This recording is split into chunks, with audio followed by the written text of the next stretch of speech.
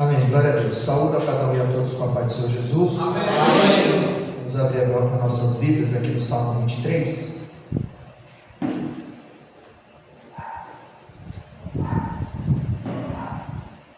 Louvado seja o nome do Senhor. Vamos entender esse salmo tão conhecido, a qual as pessoas até usam de amuleto. Deixa em casa, a Bíblia aberta no Salmo 23, todo empoeirado. Mas aqui nós vamos discorrer aqui esse salmo, que tem por epígrafe a felicidade de termos o Senhor como nosso pastor. O Senhor é o meu pastor e nada me faltará. Deitar-me faz em verdes pastos.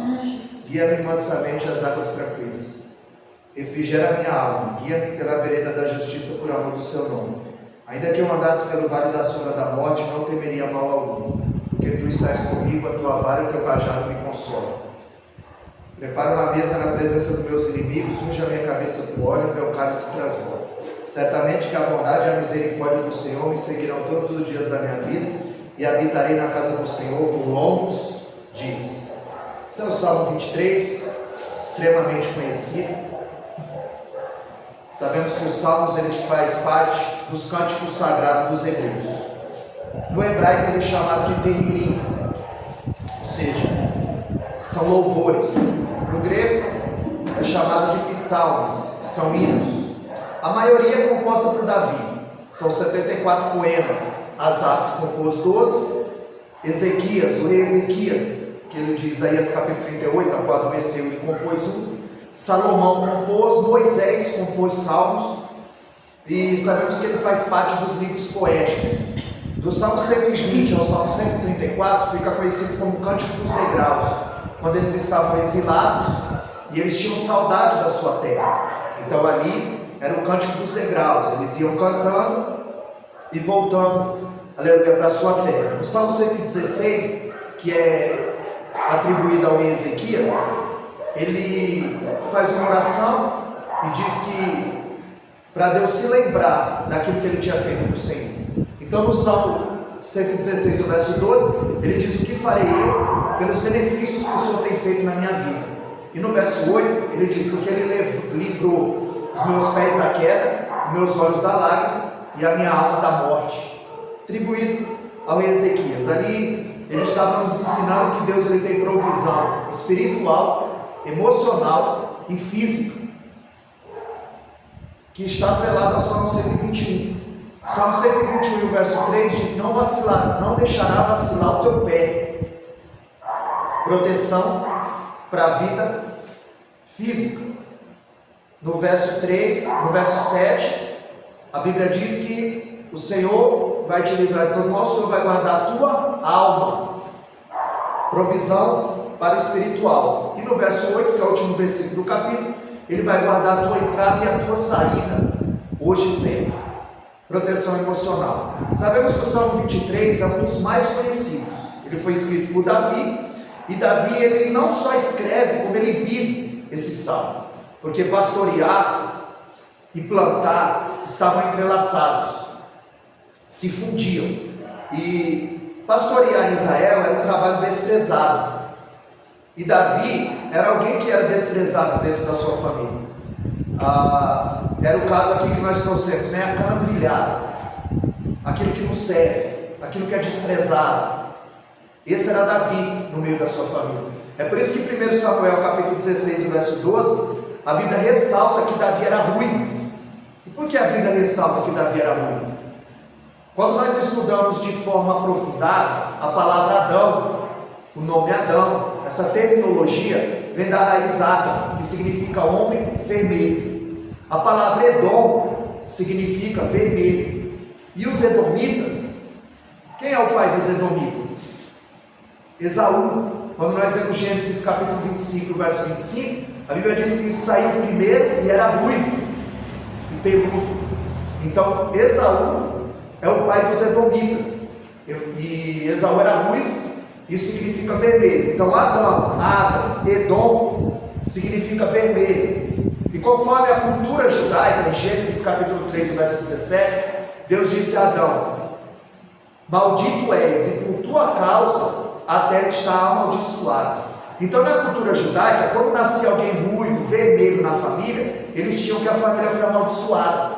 Então, o que eles queriam fazer? Esconder Davi, porque Davi era ruivo e de gentil aspecto. É por isso que Davi está no campo e os seus irmãos estão em casa.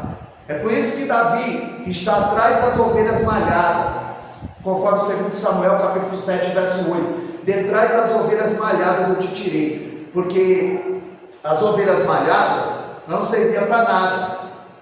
As ovelhas que tinham a lã branca ainda se aproveitavam, mas Davi cuidava, estava fazendo o que ninguém queria fazer e cuidando das ovelhas desprezadas dentro de Israel, assim como ele. Então, na verdade, ele queria, Jessé queria esconder Davi, queria tirar da cabeça de Samuel a ideia de ser Davi o escolhido. Por isso que em casa está Eliabe, Abinadab, Samar, Natanael, Radai, Ozem e Filipe, que ele já havia morrido. Então ele não está nesse cenário. Mas por isso que o texto diz em um lugar o 8º filho e em outro lugar o 7º filho, porque quando morreu não fez mais parte da genealogia. Mas quando Samuel vê todos e diz que eles não é nenhum desses, ele disse: acabaram-se os jovens, os mancebos. Aí ele disse: não, ainda tem um menor. Então que balança é essa? Porque todo mundo tem nome, só Davi não tem nome. Por quê? Porque ele era desprezado, porque ele era ruivo. Então Jessé queria escondê-lo. Mas Thomas Edison, um homem que aperfeiçoou a lâmpada, ele disse: não humilhe ninguém hoje, você não sabe que ele será amanhã. Então você está humilhando Davi hoje, amanhã ele é rei. Você está humilhando Davi hoje, amanhã ele é ungido do Senhor. E Thomas Edison, quando ele diz isso, não humilhe ninguém hoje, porque ele não sabe que serás amanhã, ele tentou 2000 vezes até aperfeiçoar a lâmpada que nós temos hoje. E quantas palavras de desânimo ele recebeu, quantas críticas ele recebeu, mas ele não desistiu, ele tinha um foco, ele estava firme. E quando ele era pequeno, que ele foi à escola o devolveu. E ele foi e perguntou: mãe, por que a escola me devolveu? E ela não lançou uma palavra de maldição sobre ele, porque muitas vezes nós recebemos uma palavra daquele que está ao nosso lado, daquele que era para nos apoiar, ele nos apunhala. E aí fica igual Penina, a prova dentro de casa, ela arde na alma. Porque se nenhum lugar do mundo tem paz, dentro da sua casa tem que ter paz. É o cantinho do céu. E um dos requisitos para uma pessoa ser um obreiro na casa do Senhor é que ele seja um bom marido, é que ele seja um bom dono de casa, que ele tenha os filhos em submissão. Então, ela não lançou nenhuma palavra sobre ele, ao contrário, ela falou: é porque você é muito inteligente para aquela escola, filho. E ele teve 1000 invenções patenteadas no seu nome. Thomas Edison, não humilhe ninguém hoje, você não sabe quem ele será amanhã. E quando chega o 2 Samuel 7,8, quando ele diz: foi de trás das ovelhas malhadas que eu te tirei, Davi vivia dedilhando a sua harpa e compondo o inário de Israel, o saltério, o salmo, o terlim. E o Salmo 23, ele está sanduichado entre o Salmo 22 e o Salmo 24. No Salmo 22 é um pastor que morre pelas ovelhas. No Salmo 23 é um pastor que cuida das ovelhas. E no Salmo 24 é um pastor que vem buscar as suas ovelhas. E quando ele inicia dizendo que o Senhor é o meu pastor e nada me faltará, quem pensa e lê assim, está certo. O Senhor é o meu pastor e nada me faltará. E não vai faltar mesmo, não vai faltar luta, não vai faltar vitória, não vai faltar derrota, não vai faltar doença, não vai faltar bênção, porque o Senhor é meu pastor e nada me faltará. Então não vai faltar perseguição, não vai faltar decepção. Mas na verdade, a gente sempre entendeu esse salmo errado. E quando nós usamos a hermenêutica, que é a arte de interpretar o texto, e a exegese, que nós vamos procurar as palavras originais, qual é o significado? Porque o copista, ele não vai procurar qual é a palavra para português, que é uma língua muito complexa. Então ali, o Senhor é meu pastor e nada me faltará, ali é o Senhor meu pastor, e ali a palavra é roi, ou rea, que quer dizer amigo. Na verdade o texto está dizendo: o Senhor é o meu pastor e ele, o meu amigo, não vai me faltar. Deus não faltará. Não as bênçãos. Não é porque você é cristão, que o Senhor é o teu pastor, que vai dar tudo certo na sua vida. Que nem o irmão chega, irmão, só vitória. Não, tem derrota também. Tem luta também, tem decepção, tem choro, tem lágrima. Então, na verdade, é o Senhor meu pastor e Ele não me faltará. A presença dEle não me faltará. O Salmo 22 nos mostra o pastor morrendo, nos mostra Jesus sofrendo. O Salmo 23 nos mostra o pastor cuidando, o cuidado de Jesus para conosco. E no Salmo 24 nos mostra o pastor buscando, voltando para buscar as suas ovelhas, que fala da sua ressurreição. O Salmo 22, 23 e 24 nos fala de um Cristo que morreu por nós, nos fala de Cristo que vive em nós e nos fala de um Cristo que voltará por nós, a qual nós esperamos. Davi, ele podia dizer: eu sou um soldado e Deus é meu general. Não, mas Davi, ele sabia muito bem o que era a ovelha e o que era um pastor. Ele sabia o cuidado que o pastor tem que ter com as ovelhas. Davi, ele conhecia de fato a função de um pastor. Teve um concurso sobre o Salmo 23 e várias pessoas se candidataram porque valia uma viagem a Israel, e quem não queria conhecer a Terra Santa? E ali muitos homens se inscreveram, e ali subiram homens letrados, doutores de divindade, homens apurados na homilética, na hermenêutica, e todos recitavam o salmo, de trás para frente, de frente para trás, com a sua eloquência, a sua glossário, o seu vernáculo, a sua dicção. E quando pensa que não, subiu o Senhor, que mal sabia ler, e com muita dificuldade ele recitou o salmo, e para surpresa de todos, foi ele que ganhou aquele concurso. E a pergunta foi: por que subiram homens iletrados, homens que conheciam o salmo de trás para frente, mas quem ganhou foi esse senhor? É porque havia um segredo na vida desse senhor. Ele não conhecia só o salmo, ele conhecia o pastor do salmo.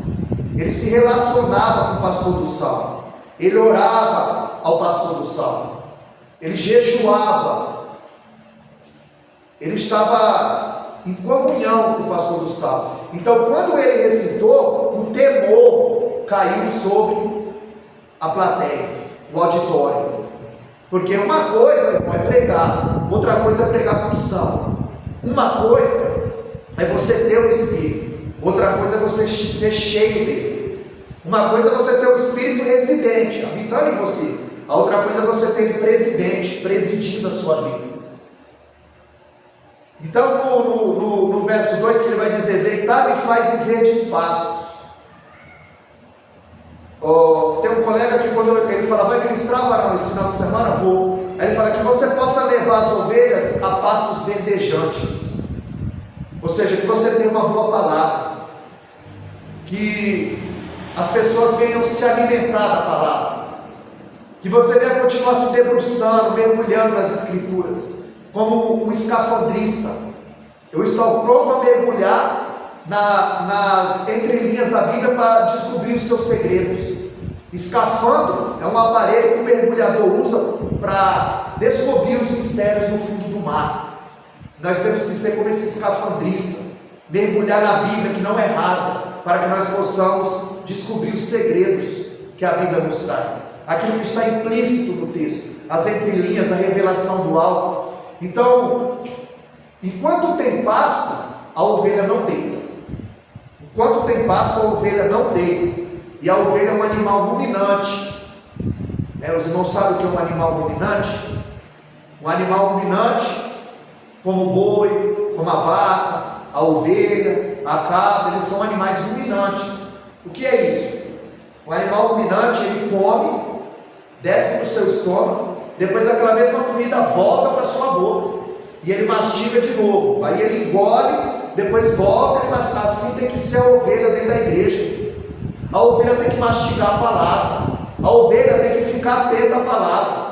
Eu comentei com o pastor e falei com a Anaíldo e comentei com a pastora. A ortodoxia e a liturgia daquela igreja, todas as ovelhas sentadas ouvindo extremamente compenetrado, ouvindo. Ninguém levantou para beber água, ninguém levantou para ir ao banheiro, ninguém conversou com ninguém. Ficaram todos atentos à palavra.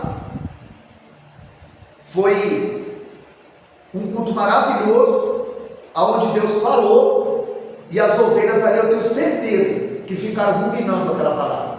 Comeram e voltavam. A ovelha, ela tem 4 estômagos. A ovelha, ela tem 4 estômagos. Enquanto tem pasto, ela não deita. E o que segura a ovelha na igreja? Não é vara, não é cerca, não é cajado, não é carne. Porque muitos falam, vem congregar comigo que eu te consagro amanhã. Não é isso que segura a ovelha. O que segura a ovelha é um bom pasto. Porque enquanto tem pasto, a ovelha não deita, ela não se acomoda. Enquanto tem palavra, a ovelha não vai titubear. Então, o que segura a ovelha? Não é vara, não é cerca, não é cajado. É o que está lá em Isaías capítulo 7, verso 15. Tem que comer manteiga e mel, até que saiba discernir o bem do mal. Tem que ter ensino. Tem que ter ensino. É por isso que em João 10, 27, Jesus diz: as minhas ovelhas ouvem a minha voz, eu as conheço, e delas eu sou conhecido. A ovelha, ele é um animal míope, ele não enxerga direito, e todos que não enxergam direito têm a sua audição mais apurada. Lembra do cego Bartimeu? Ele não enxergava, mas o ouvido dele era aguçado. Ele ouviu quando Jesus passou por ali, ele viu aquela barulheira. E a ovelha, ela tem o ouvido aguçado. É por isso que ele fala, elas ouvem a minha voz e eu as conheço. Em Mateus 22, 14, Jesus diz que muitos são chamados e poucos são escolhidos.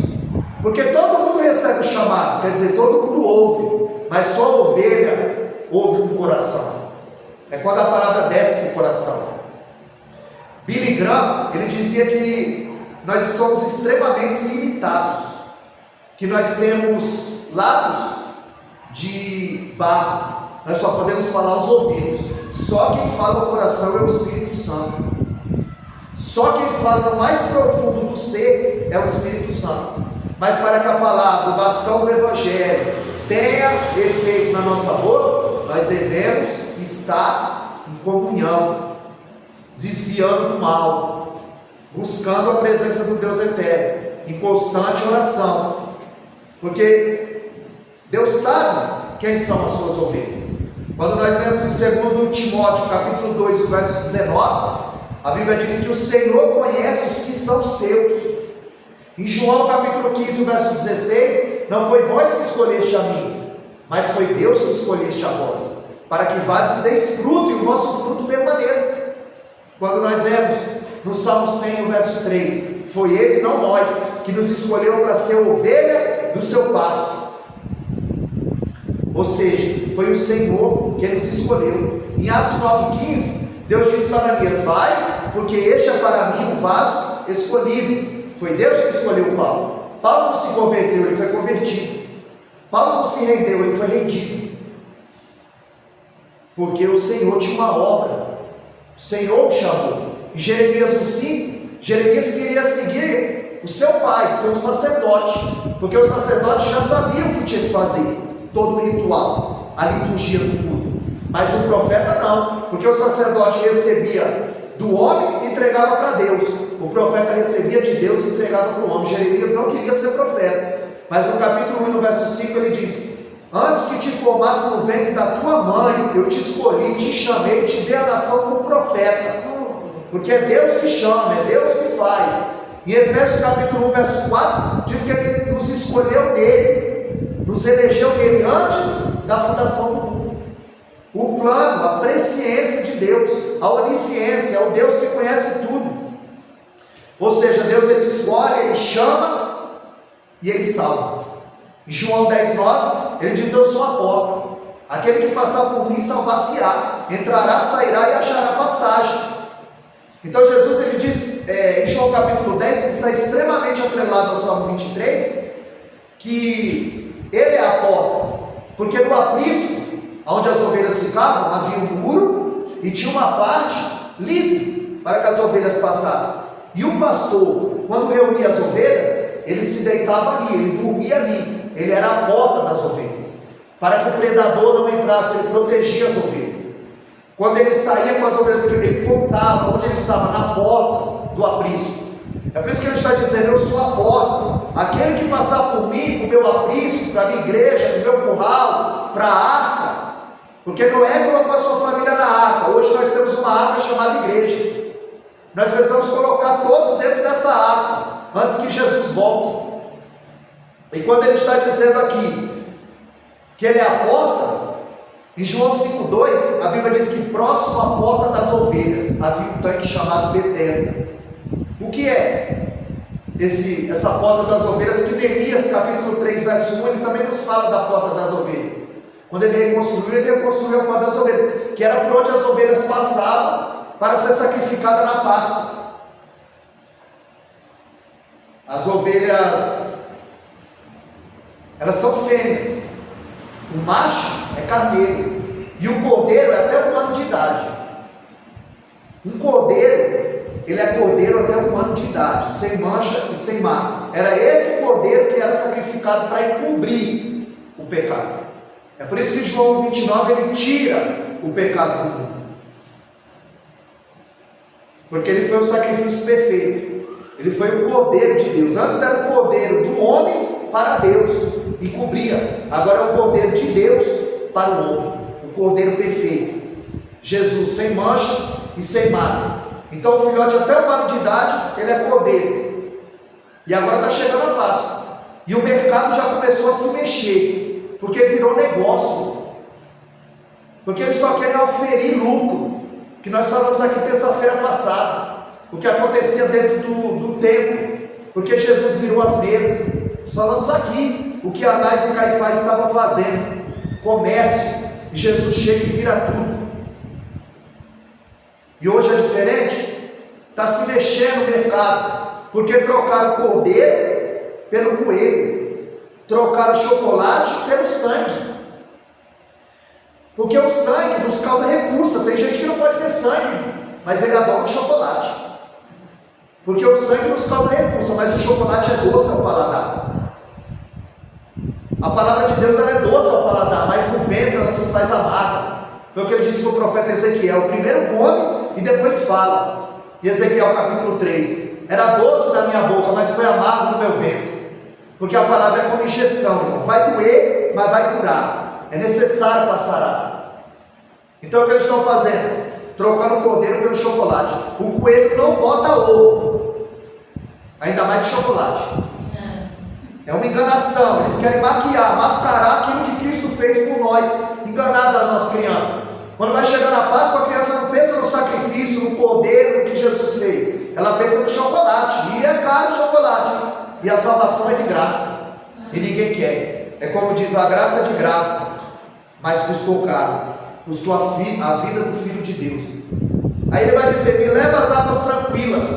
A ovelha é um animal medroso, ela não tem garra, ela não tem chifre, ela não tem dente afiado, ela não tem veneno, e ainda por cima ela é míope. A ovelha não tem como se defender, ela é totalmente dependente do pastor. É por isso que quando você vê uma ovelha brava na igreja, ela não é ovelha, ela é bode. É bode. É por isso que nós falamos: o que você anda pregando por aí? Você está alimentando a ovelha ou entretendo o bode? Porque quando eu vejo o camarada fazer piada, que a Bíblia chama de chocarrice, com a palavra santa, com Deus eterno, no púlpito, que o lugar é santo, eu fico pensando: ele está pregando para bode. Porque todos riem agora e choram depois, porque ele sai do púlpito picadeiro, da igreja circo, dos crentes, a plateia, os comerciantes, os clientes, e eles estão vendendo um evangelho barato, que não salva, um evangelho que não cura a alma, só cura a dor física. Eles têm o nome no membro, o nome no rol de membro da igreja, mas e o nome escrito no livro da vida? Eles são batizados com água, mas será que são batizados com o Espírito Santo? Eles são filhos de crente, mas será que são filhos de Deus? É por isso que Jesus vai separar o bode das ovelhas. Mateus capítulo 25, verso 32. Ele vai separar o bode das ovelhas, porque a ovelha é vulnerável. A é lenta. A ovelha, ela tem que ser levada a águas tranquilas, porque quando o pastor a leva, se for uma correnteza, se for uma cachoeira, ela não bebe. A ovelha é um animal tão medroso que ela tem medo do seu próprio reflexo na água. Ela não bebe a água se a água for agitada. Ela está perto da água, mas morre de sede, mas ela não bebe a água, porque é um animal muito medroso. O pastor tem que pegar a água e levar na boca da ovelha. Ele tem que pôr uma garrafa PET e dar como uma mamadeira na boca da ovelha, para ela não morrer de sede. Por isso que ele diz: me leva as águas tranquilas. Aí quando o pastor leva a água, ela diz: refrigera minha alma. Aí refrigera a alma da ovelha. Quando não, ele abre uma cisterna, coloca a água num lugar tranquilo para a ovelha ir ali beber, porque a ovelha é totalmente dependente do pastor. A ovelha, se ela cai na água, ela afunda, porque molha a sua lã, ela fica pesada e totalmente dependente do pastor. O pastor tem que dar o alimento para a ovelha. O pastor tem que matar a sede da ovelha.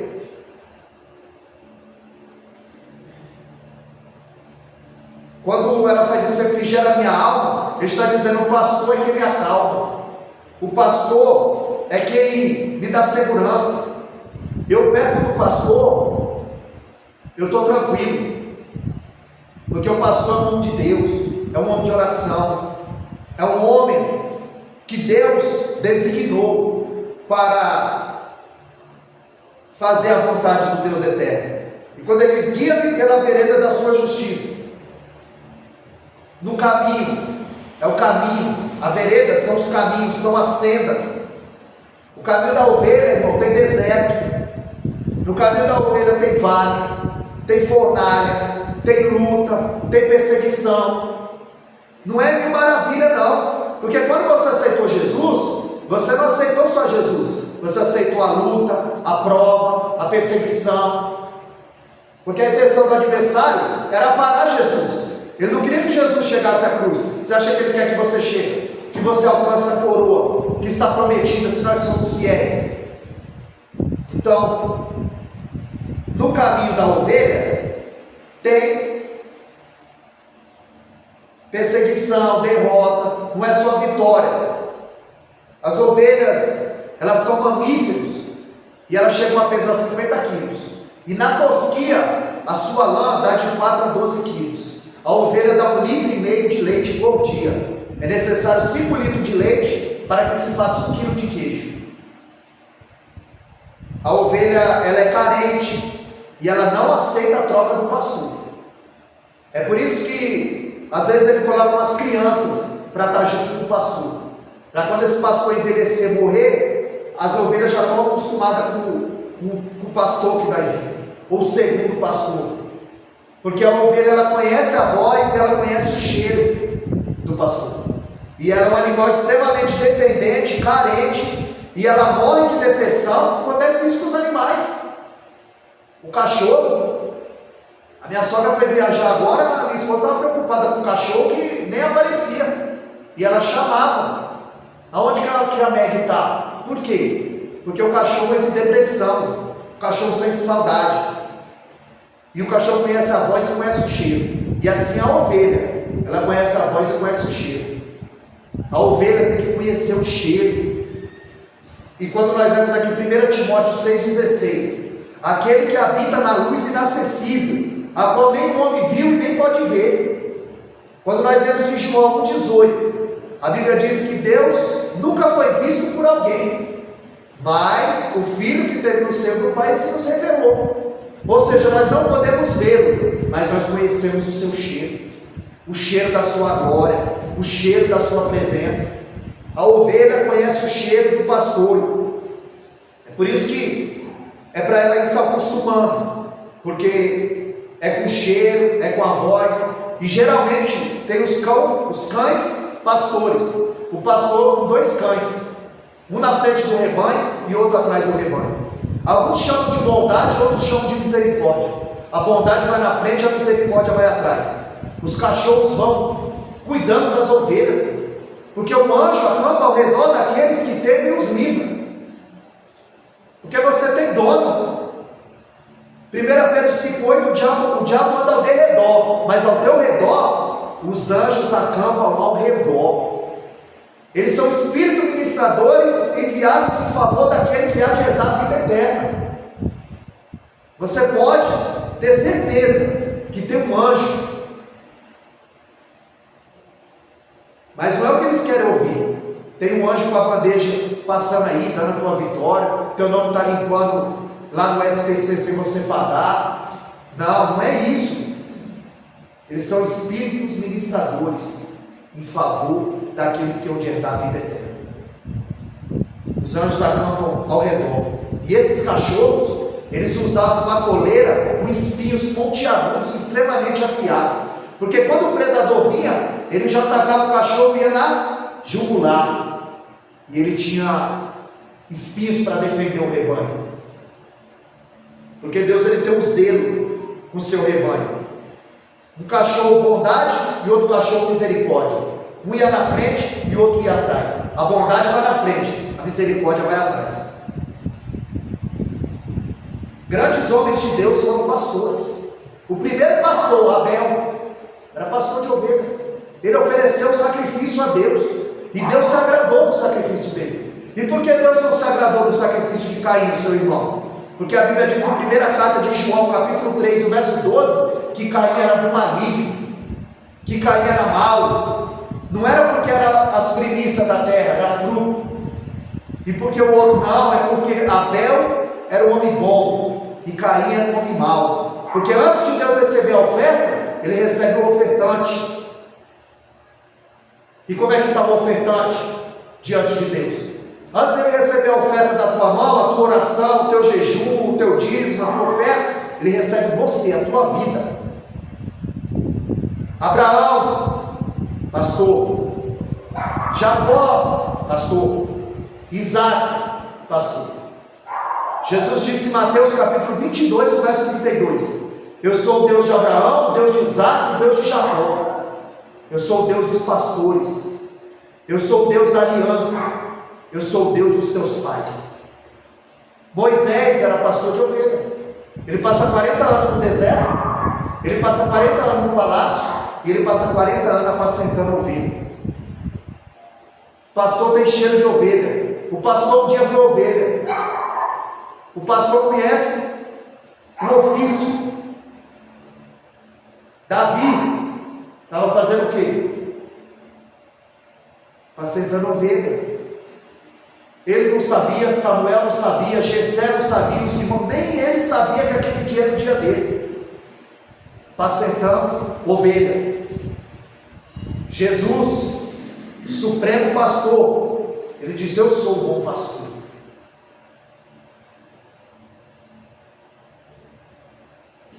Ainda que eu andasse pelo vale da sombra da morte, era um caminho estreito, apertado, extremamente escorregadio. Pode ser o caminho da soberba. O caminho da soberba é extremamente escorregadio.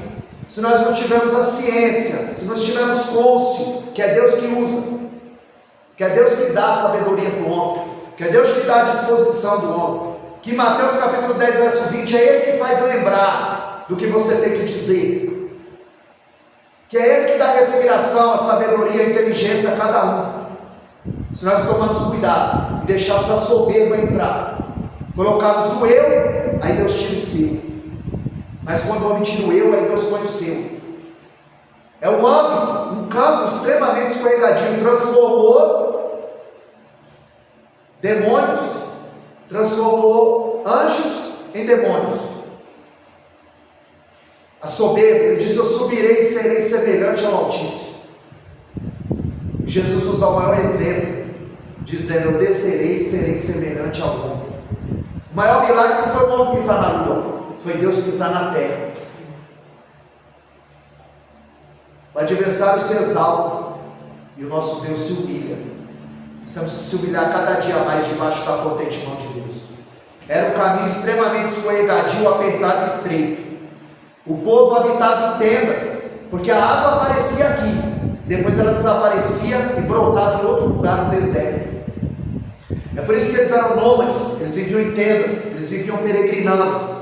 Abraão, Isaac, Jacó, porque eles precisavam de água para os animais e para eles próprios.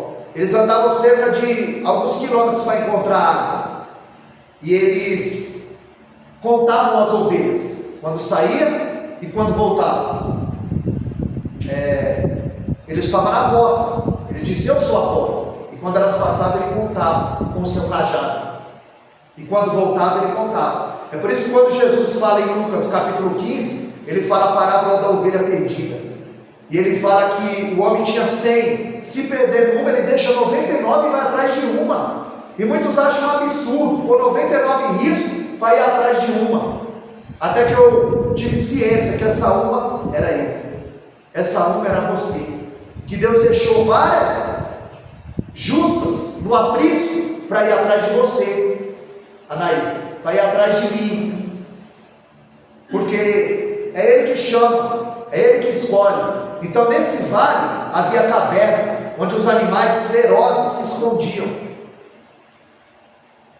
aonde eles iam atacar as ovelhas. E a ovelha perdida, a ovelha sem a proteção do pastor, ela é presa fácil. Porque quando Jesus fala, ele fala da ovelha perdida, ele fala de um animal, de um ser perdido, fora de casa, e sabe que está perdido. E quando fala da moeda, fala de um ser perdido dentro de casa e não sabe que está perdido.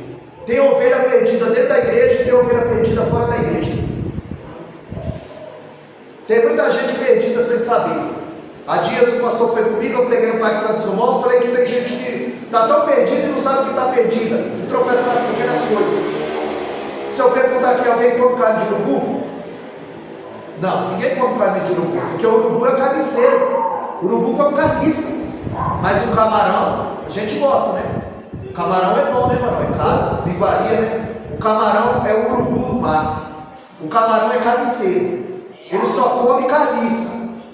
E a gente come, e eu gosto de camarão também, mas a gente não come urubu, mas camarão a gente come, e os dois são carniceiros, só que um é o carniceiro da terra, e o outro é carniceiro do mar.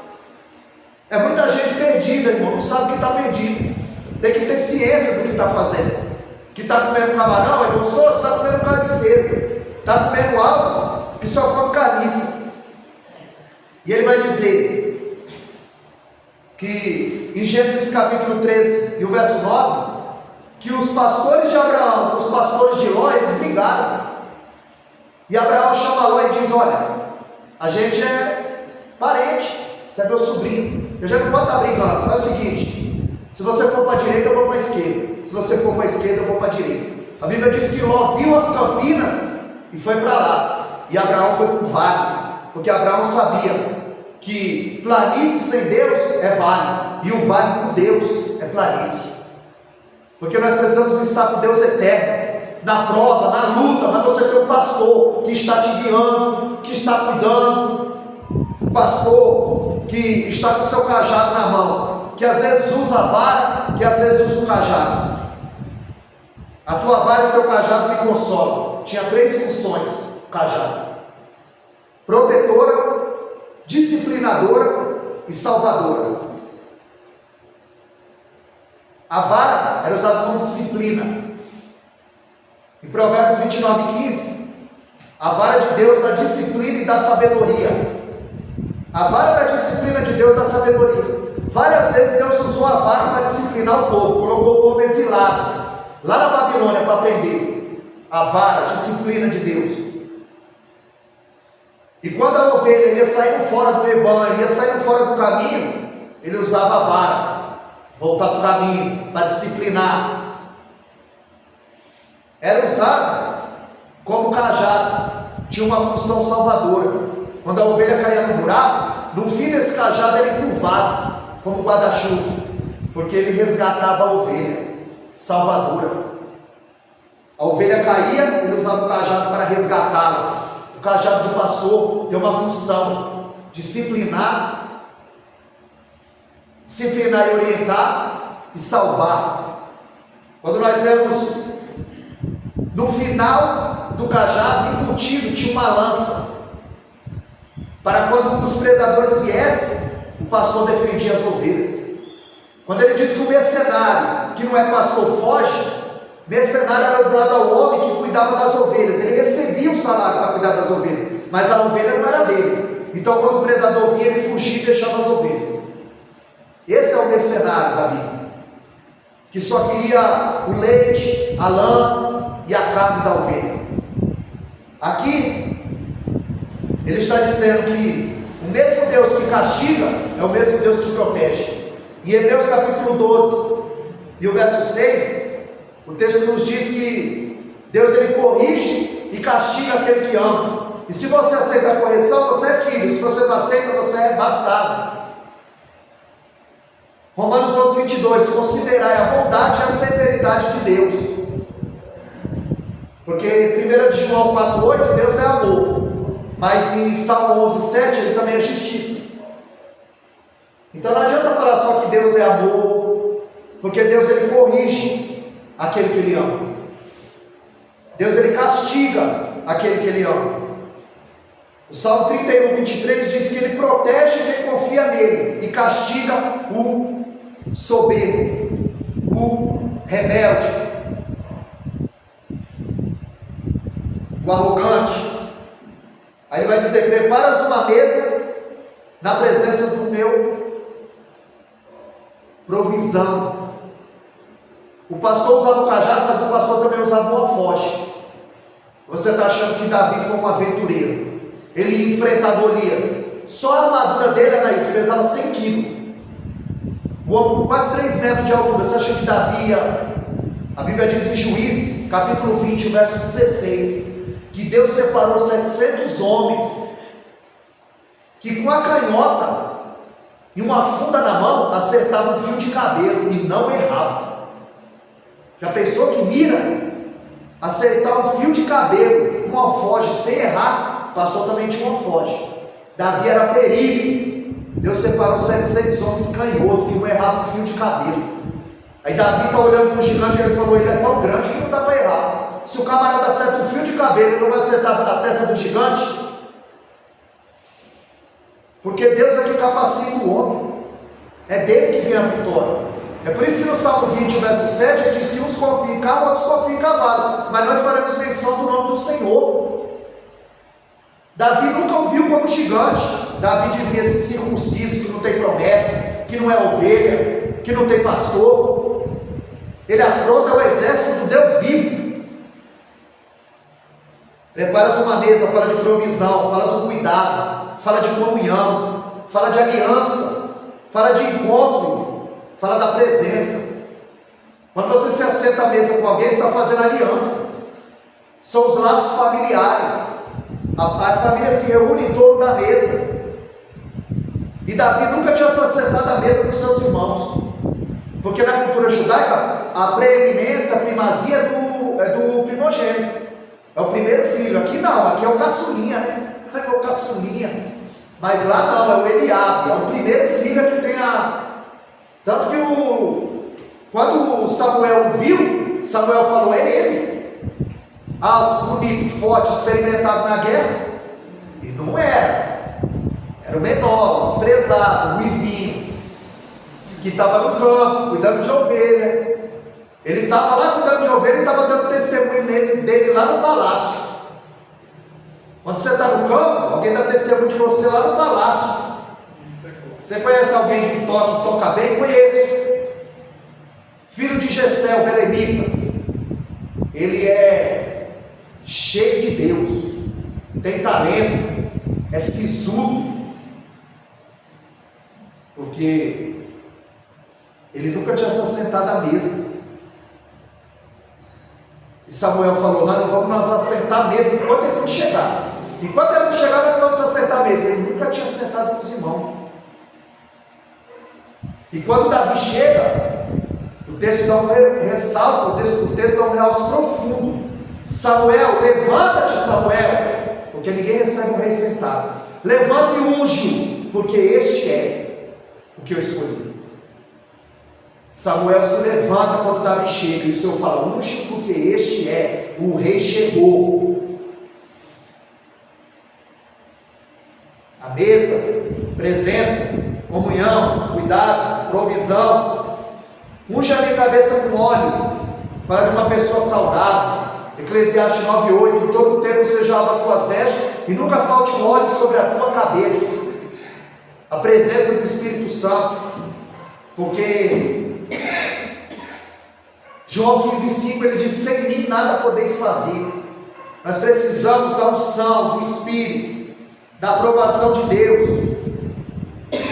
E o azeite era usado, o óleo ele era usado para cicatrizar as feridas. Quando nós lemos em Lucas 10:34, a Bíblia diz que quando o bom samaritano vai descendo e vê aquele homem ferido, ele embebeda a sua ferida com o óleo que dava elasticidade à pele. E o meu cálice se transborda. Fala da ciência de Cristo, de se esvaziar. Ele esvaziou o seu ser, o seu cálice, tomou a forma de servo, conforme Filipenses capítulo 2, a partir do verso 6. Esvaziou-se a si mesmo, tomou a forma de servo. Ele esvaziou o seu cálice. E aqui ele está dizendo: o meu cálice se transborda. Ele se esvaziou, ele foi desamparado na cruz pelo Pai. Porque o meu pecado, o teu pecado caiu sobre ele. O cálice cheio fala de permanência. Davi, ele foi odiado, perseguido, mas ele tinha presença. Era constante, o cálice dele estava transbordando. E quando fala bondade e misericórdia, são as irmãs gêmeas da Bíblia. Certamente que a bondade e a misericórdia do Senhor me seguirão todos os dias da minha vida, e habitarei na casa do Senhor. São as irmãs gêmeas da Bíblia, a bondade e a misericórdia. São os cachorros do pastor, a bondade e a misericórdia. A bondade vai na frente, a misericórdia vai atrás. Isaías falou isso no capítulo 58, no verso 8: então romperá a tua luz como a alva, e a cura apressadamente brotará. A tua justiça irá diante da tua face, e a glória do Senhor será a tua retaguarda. A bondade vai na tua frente, e a misericórdia vai atrás. Salmo 121 e o verso 8: o Senhor vai guardar a tua entrada e a tua saída, porque a bondade vai na frente e a misericórdia vai atrás. Salmo 78, verso 70, ele elegeu a Davi. Salmo 89, 20, ele achou a Davi. E quando nós lemos João, capítulo 4, verso 23, a Bíblia diz que ele procura verdadeiros adoradores. Salmo 4, 23, ele procura. Salmo 101 e o verso 6, os meus olhos procurarão os fiéis da terra. João 4, 23, ele procura. Salmo 101, verso 6, ele procura.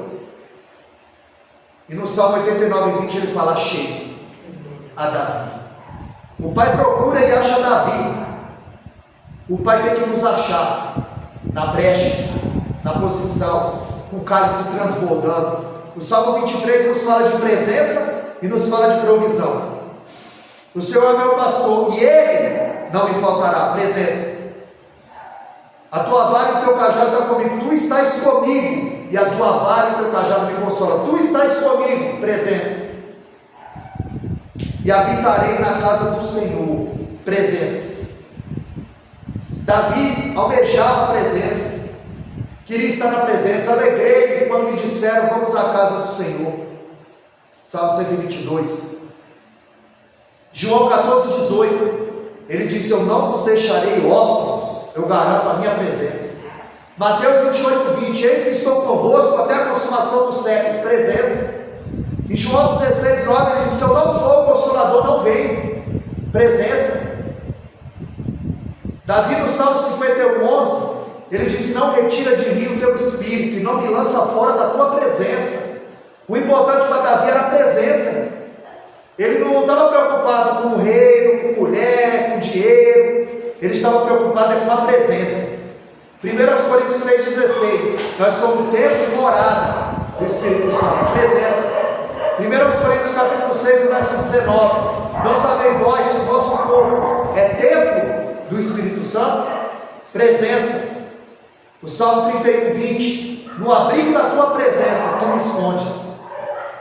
Salmo 27, 5. A Bíblia diz que no dia da adversidade, Deus me esconderá no teu pavilhão, na tua presença.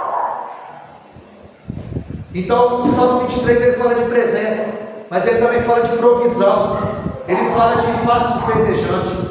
Ele fala de águas tranquilas. Ele fala de refrigério na alma, provisão. Ele fala de bordão, ele fala de cajado, ele fala de mesa, ele fala de cálice, ele fala de bondade, de misericórdia, ele fala de provisão. Ele fala de um Deus que está nos cercando de presença e de provisão, como ele está cercando esse salmo, ele está cercando as ovelhas. E tem 115 referências sobre Yahvé. O nome de Deus aparece mais de 4.000 vezes na Bíblia. E 115 referências. Só nesse salmo eu encontrei 11. O Deus da minha provisão, Jeová Jireh. Foi quando Gênesis 22, 14.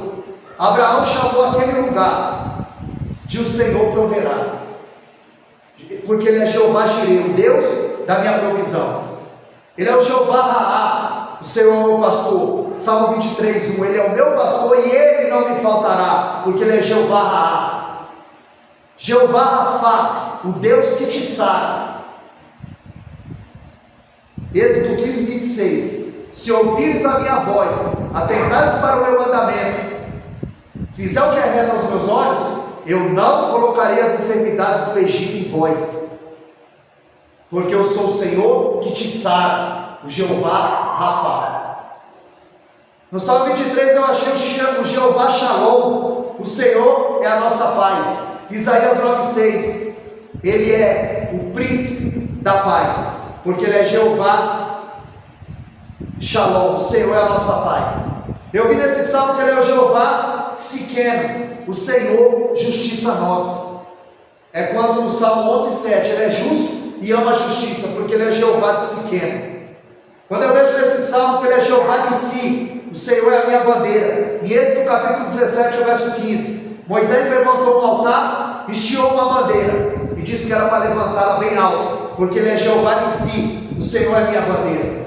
Eu vejo nesse salmo que ele é o Jeová Shabaoth, o Senhor dos exércitos, o Senhor da guerra. 1 Samuel 17:47. E saberá toda essa congregação que o Senhor salva, não com pedra nem com lança, porque do Senhor é a guerra, porque ele é o Senhor dos exércitos, ele é o Jeová Sabaoth. Porque nós vemos aqui nesse salmo que ele é o Jeová Mekadesh, o Senhor que nos santifica. Em Levítico capítulo 20, verso 8: guardeis os meus estatutos e cumpri-los, porque eu sou o Senhor que te santifica. Eu sou Jeová Mekadesh. Eu vejo ainda nesse salmo que ele é o Jeová Terrilim, ou Terrilã, que é o Senhor dos louvores. E esse no capítulo 15, verso 2, ele é a minha força e o meu cântico, porque ele é o Jeová Terrilim. E ainda vejo nesse salmo ele ser Jeová Nisham, o Senhor da unção, aonde eu vejo no Salmo 45, 7, ele me ungiu com óleo de alegria. Tem 115 referências sobre Jeová, sobre o Senhor, sobre Yahvé, e só nesse salmo eu encontrei 11.